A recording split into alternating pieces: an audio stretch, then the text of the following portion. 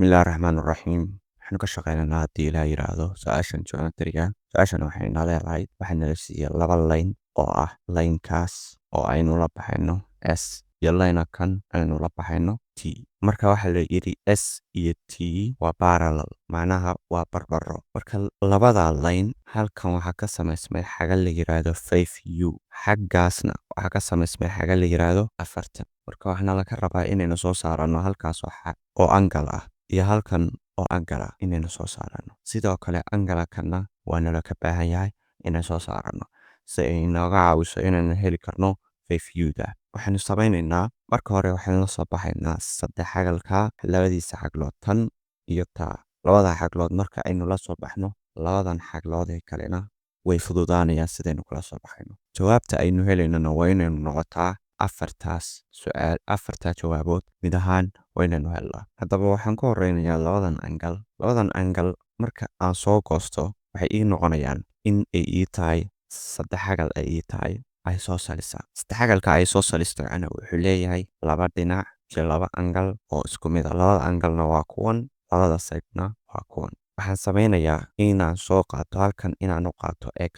xaggana aan u qaato x macnaha labada angal marka saddex xagalka ay soo saliska ah astaamahaasu leeyahay marka aan soo saaranaya marka labada angal waxaan rabaa inaan angalkan soo saarto iyo angalkan marka labada angalba waxaan u qaadanayaa tanna x tanna waxaan u qaadanayaa x waxaan samaynayaa marka labada x baan isu geynayaa waxaan isu geynayaa angalkan oo 40 ah marka saddex xagal walba xaglihiisa guduhu waxay isku buuxiyaan markii la isu geeyo 180 degree haddaba inagoo sidaa samaynayno bay waxaan samaynaynaa aynu ka shaqaynaynaa oo soo qaadanaynaa haddaba waa kan marka waxaynu samaynay xagasha tan oo x ah baan waxaan u geeyaa xagashan kale oo x ah x baan waxaan u geeyaa x iyo xagashan oo ah 40 baan isu geeyey marka xaglaha gudahooda waxay isku bixinayaan 180 labadan x haddii aan isu geeyo waxay soo baxayaan 2x bay soo baxaysaa macnaha x isu geeyo waa 2x 40kanna sidiisaan usoo qaatay iyo 180kan waxaan samaynayaa 40kan waxaan geynayaa dhinaca kalean geynayaa waa wareejinayaa marka aan wareejiyo wuxuu iga wareegayaa plus buu watay minus buu ku wareegayaa marka 2x waxay la mid tahay 180 oo aan ka jaray 40 marka 40 iyo 180 haddii aan kala jaro waa 140 2gaasa waxaan u qaybinayaa dhinac walba waa u qaybinayaa marka waa aniga u qaybiya 2ga iyo 2gaas way isla baxeen 40kan iyo labada marka aan isu qaybiyona waxay soo baxaysaa 7 marka waa la soo baxnay labada angal oo midna wuxuu noqday 7 kan kalena wuxuu noqday 7 maadaama ay yihiin xaglo isla eg ay soo salisku labadiisa xaglood iyo labadiisa dhinac isla eg haddii aad samaysid doobin samaysid 7ka u gey 7ka macnaha xaglahaas inta isu geysid 7kan waxaa u geysaa 7kan waxaa u geysaa 40kan haddii 180 isku bixin weydo waa khalad jawaabtaas marka sidaas u hubsanaysaa xaglahana waxaynu soo saaranay mid walba 70 bay soo saaranay tanna 70 tanna 70 haddana waxaa inoo haray xagashana inoo haray si aynu u helno xagasha tan 5u-da su-aashana loo dirayna waxay ahayd u soo saar qiimaha saxda ah ay leedahay xaggana 5u baynu ku haysanaa marka u weynanu raadino marka si aynu u helno xagashani waxay ku dul samaysan tahay xariiq toosan bay ku dul samaysan tahay xalakanna layn kalaa la baaral ah layna kan s baynu la baxaynaa layna kanna t baynu la baxaynaa layna kan hoose iyo t baynu la baxaynaa marka laba layn ay samayso xariiq dhex marto laba layn oo parallel ah marka ay xariiq intersection ku samayso waxay soo baxaysaa dhowr xaglood marka xagal ka midaba hadda halka inoogu jirta oo la yiraahdo corresponding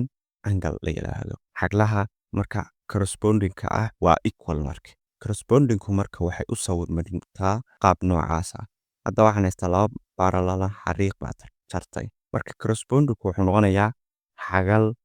hadda tan oo kale waxay inoo tahay hadda taas oo kale waxay inoogu sawiran tahay qaab noocaas ah midi waa tan midina waa tan line parallel baa maray marka xagashan baan nala siiyey oo 70 ah waxaana nala weydiinayay xagasha tan ay ahayd halka kana 5u baa ku yaala marka xagasha tan iyo xagasha tan waa equal weeye maxay ku yihiin marka waayo markii laba line oo parallel ah uu xariiq dhex marto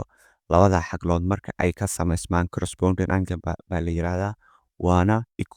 equal value wey isku qiime wey haddii kani ay 70 noqotay tanina 70 bay noqonaysaa marka halkaa waxaan haystaa 70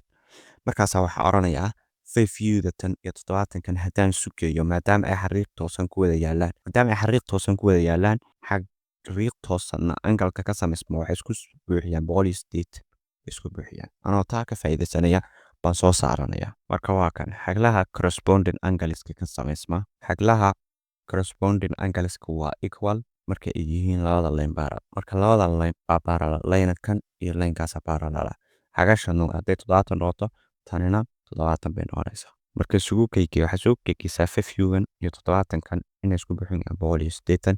qiimaha saxda aan halkaas ka soo saaranayno 5u waxaa u geysaa 70 labada tan weeye